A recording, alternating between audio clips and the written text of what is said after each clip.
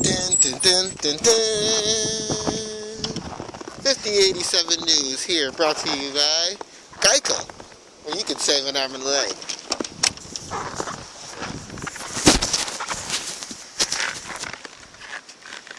This is Reginald Swigert reporting live from Hamburg, New York, and it's a blizzardy one out here, folks. We got a wind gust up to 60 miles per hour. We got snow blowing everywhere. I think we got about 20 to 24 inches accumulated today. And folks, it's just a bad one out here. Don't get out there, don't drive. If you come out there, bundle up, because I don't know. People are getting stuck. There's spin-outs everywhere. Yeah, this is Reginald Swigert reporting live, Hamburg.